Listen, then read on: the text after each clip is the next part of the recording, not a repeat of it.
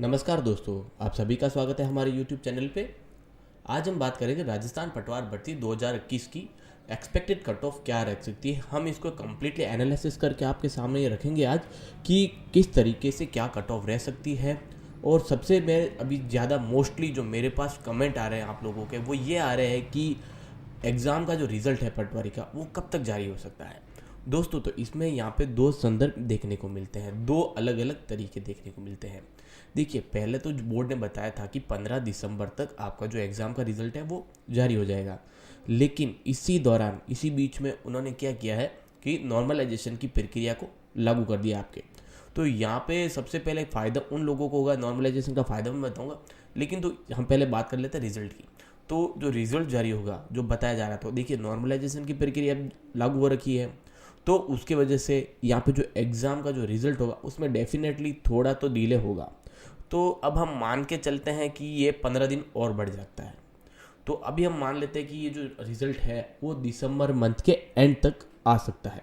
तो पहला यहाँ पर संदर्भ हमें देखने को मिलता है। दूसरा यहाँ पे ये लगता है कि जो 27 और 28 को जो वीडियो का एग्ज़ाम है यहाँ पर पटवारी के बाद का, तो RSSM द्वारा जो वीडियो का एग्ज़ाम जो जारी कर रहे हैं अभी, तो अगर उससे पहले अगर रिज़ल्ट आने की भी संभावना लगती है। क्योंकि इसमें भी हमें लगता है, क्योंकि वीडियो का इधर से देखिए, पटवारी का अगर रिज़ल्ट जारी नहीं किया तो बोर्ड के पास एक साथ दो भर्तियों का रिज़ल्ट जारी करना पड़ेगा। तो उसकी वजह से यहाँ पे क्या होगा उनको कि दो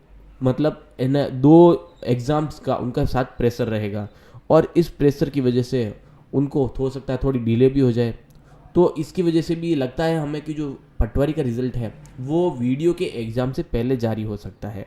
तो एक संदर्भ ये भी लगता है। दूसरा ये है कि अगर इन केस अगर नहीं होता है 27-28 या इस मंथ के दिसंबर मंथ के एंड तक, तो ये आशा कर सकते हैं कि जनवरी के फर्स्ट वीक के अंदर अंदर पटवारी 2021 का रिज़ल्ट जारी होने की हमें संभावना लगती है।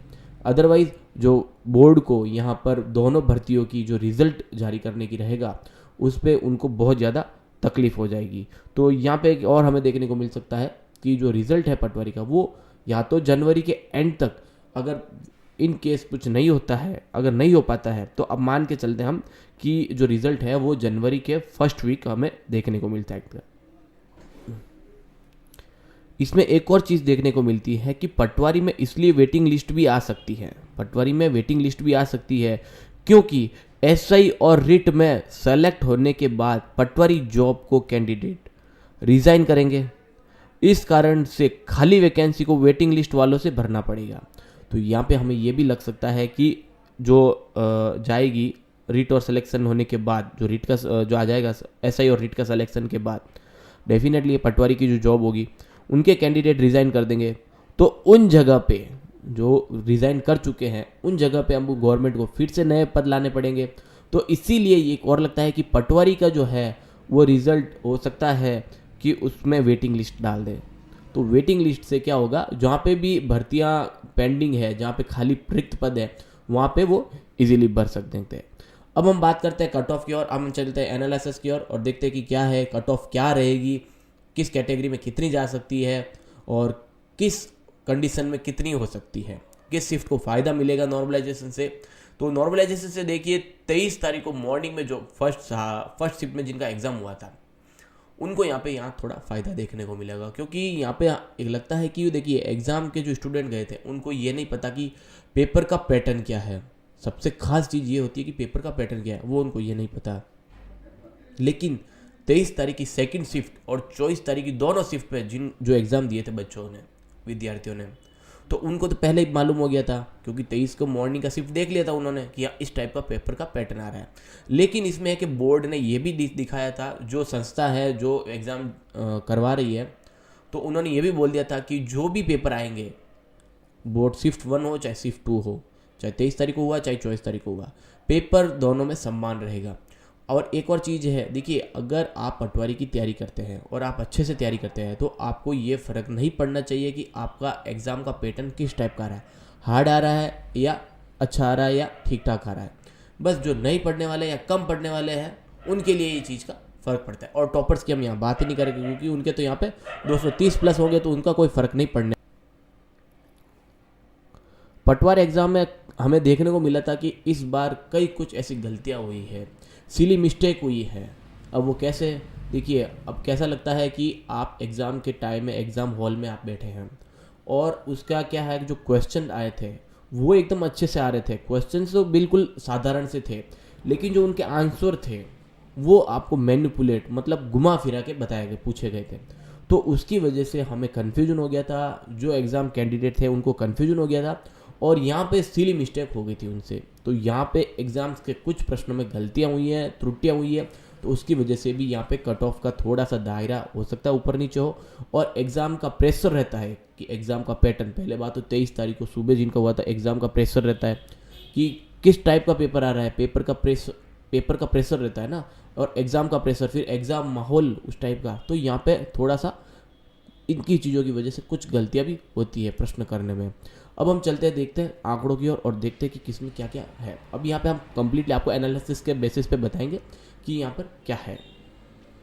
तो बात करते हैं मैथ एंड रीजनिंग की। तो यहाँ पे आपके टोटल जो क्वेश्चन थे वो थे 45। तो अब अगर टॉप हम बात करते हैं अच्छे विद्यार्थी जिन्होंने अच्छे से तैयारी की हो, अच्छे से तैयारी करी हो, पटवारी के लिए रात दिन अच्छे से इंस्टीट्यूट ज्वाइन किए हो, अच्छे से रात दिन निकाल के उन्होंने पढ़ाई करी हो, हम उनकी बात करते हैं तो उन्होंने लोगों ने अगर मान के चलते हैं तो 40 से 43 क्वेश्चन तो उन्होंने अटेंड किए ही किए होंगे। अब अगर उनमें से अगर मान के चलते हैं कि वो कितने भी अच्छे हो लेकिन कहीं ना कहीं सिली मिस्टेक या कुछ ना कुछ गलतियाँ होती है, तो मान के चलते हैं कि 3 से 4 क्वेश्चन तो उनसे गलत हुए ही होंगे। तो अगर हम निकाल के चलते तो राइट क्वेश्चन कितने हो गए यहाँ पर, सॉरी उसके बाद रॉन्ग और सिली मिस्टेक, रॉन्ग तो हुए हुए, ठीक है। अब सिली मिस्टेक कुछ गलतियाँ मैनिपुलेट करके पूछे गए थे, तो उसमें से 1 या 2 नंबर की गलतियाँ हो गई। तो अब जो टोटल राइट क्वेश्चन हुए वो थे 36 से 40 नंबर। तो अब हम इसका एक आंकड़ा निकाल के चलते, एक रेशियो निकाल के देखते, तो जो मैथ और रीजनिंग में जो रेंज आएगी आपके वो आएगी 66 से 76, मतलब 67 से 76 के बीच का, ये एक दायरा हमें देखने को मिलता है। अब हम बात करते हैं हिंदी के। तो हिंदी में देखिए टोटल जो क्वेश्चन थे वो थे 12। अब 12 करेंगे तो टॉपर तो डेफिनेटली 12 के 12 करके आएंगे, लेकिन जो अच्छे विद्यार्थी जिन्हें पढ़ के अच्छे से तैयारी करके गए थे, तो अगर वो 12 में से अगर उनका एक क्वेश्चन भी अगर गलत होता है तो राइट होते हैं उनके 11। तो यहाँ पे अगर उनका देखते हैं, हम हिंदी के साथ पहले अब इंग्लिश की भी देख लेते हैं। तो इंग्लिश में आए थे टोटल 10 क्वेश्चन, उन्होंने टोटल अटेम्प्ट किए थे 7 से 9 क्वेश्चन, ठीक है। अब उसमें से अगर उनका कुछ मान लेते हैं सिली मिस्टेक या गलतियों की वजह से 3 या 4 क्वेश्चन है जो रॉन्ग हो गए थे, ठीक है। तो अगर हम इंग्लिश और हिंदी का अगर एक रेशियो निकाल के देखते हैं तो ये बनता है 27 से 31 तक का, ये इंग्लिश एंड हिंदी की बात कर रहे हैं। अब चलते हैं अपन कंप्यूटर पे। तो कंप्यूटर के टोटल क्वेश्चन थे 15। तो आप अटेम्प्ट अगर मान के चलते हैं अच्छी तैयारी करने वाले स्टूडेंट, तो 12 से 15 तो उन्होंने अटेम्प्ट किए ही होंगे। तो 12 से 15 हम रेशियो ले लेते हैं। और अब अगर इसमें अगर रॉन्ग क्वेश्चन अगर मान के चलते हैं, कंप्यूटर के भी क्वेश्चन मैनिपुलेट वाले थे, तो मान के चलता है तो 2 से 4 क्वेश्चन तो ऐसे हुए होंगे जो या तो रॉन्ग हुए होंगे या सिली मिस्टेक की होगी उन्होंने। तो यहाँ पे अब अगर टोटल क्वेश्चन जिनके राइट हुए होंगे तो वो होंगे 10 से 13 नंबर जो क्वेश्चन है वो करेक्ट किए हम। अब यहाँ पे अगर कंप्यूटर का एक रेशियो मान के देखते हैं तो जो एवरेज आ रहा है अभी, तो वो आता है 15 से 20 नंबर का, ठीक है। अब देखते हैं जीके के लिए। तो जीके के टोटल क्वेश्चन थे वो 68 थे। अटेम्प्ट अगर अच्छी तैयारी के बाद अच्छे विद्यार्थी जिन्होंने अच्छी से तैयारी करी है उनके यहाँ पे रहे होंगे 51 से 60 तक के बीच के, इतने उन्होंने प्रश्न है वो अटेंड किए होंगे। तो अगर उनके सिली मिस्टेक या कुछ गलतियों की वजह से मान के चलते हैं 10 से 15 क्वेश्चन तो उनके गलत हुए ही होंगे। तो राइट यहाँ पे मान के चलते हैं 45 से 55 तक के क्वेश्चन उनके राइट हुए हैं। तो यहाँ पे जीके के कुछ 3 पॉइंट्स हैं। यहाँ पे देखिए सिली मिस्टेक बहुत ज़्यादा हुई है। सिली मिस्टेक कैसे हुई है, मैंने आपको पहले ही बताया था कि यहाँ पे क्वेश्चंस तो बराबर थे लेकिन उनके आंसर थे वो मैनिपुलेट करके दिए गए थे, उसकी वजह से यहाँ पे कन्फ्यूजन होके सिली मिस्टेक दिए थे। तो यहाँ पर सिली मिस्टेक हुई है। और दूसरी चीज़ है कि जो करंट के जो था इस बार वो आंसर भी उसमें अलग तरीके से दिए गए थे, तो इसकी वजह से जो करंट के जो थे क्वेश्चन सारे उनमें कई सारी गलतियाँ हुई हैं, त्रुटियाँ हुई हैं। तो अगर हम जनरल जीके का अगर हम एक रेशियो देखते हैं तो यहाँ पे आता है 75 से 90 तक का, ठीक है दोस्तों। अब देखते हैं अगर एक रेंज मान के चलते हैं ओवरऑल तो आती है वो 183 से लेकर 217। हम अगर एक ओवरऑल सभी का कैलकुलेशन करने के बाद एनालिसिस के कैलकुलेशन के बेसिस पे अगर मान के देखते हैं तो आप हमारे आंकड़े आते हैं 183 से 217। ये मैंने आपको पहले भी बताया था कि 210 तक, मैंने आपको पहले भी बताया था 210 से 212-13 तक के, तो उसी के आंकड़े आसपास नज़दीक आ रहे हैं। ये हम नॉर्मलाइजेशन की बात की बता रहे हैं, ठीक है दोस्तों। अब देखते हैं कट ऑफ क्या रह सकती है पर्टिकुलर कट ऑफ कैटेगरी में। तो जनरल में हम यहाँ पर अभी मेल की बात कर रहे हैं, तो जनरल में 208 से 211 रह सकती है। ओबीसी में 205 से 208। ये अभी हम नॉर्मलाइजेशन के बाद की बता रहे हैं। जिस स्टूडेंट में नॉर्मलाइजेशन होगा तो उनको यहाँ पे फ़ायदा मिलेगा। तो ईडब्ल्यूएस में 10% रिजर्वेशन कोटा है, तो 200 से 203 की कट ऑफ जाएगी। एमबीसी में 5% रिजर्वेशन कोटा है, तो 198 से 202 के तक की कट ऑफ देखने को मिल सकती है।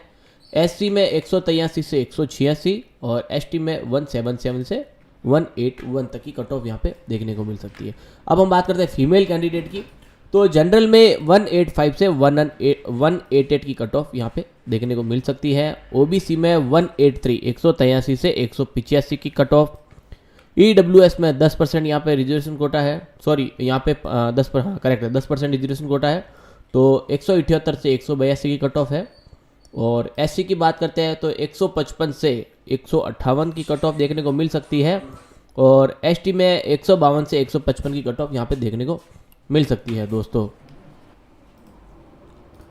तो ये जो आंकड़े हैं, अगर उतने आंकड़े आपके ऑफिशियल आंसर की के मैच करने के बाद अगर आपके बन रहे हैं तो दोस्तों आप बेफिक्र रहे, आपका 100% यहाँ पे चयन निश्चित होगा।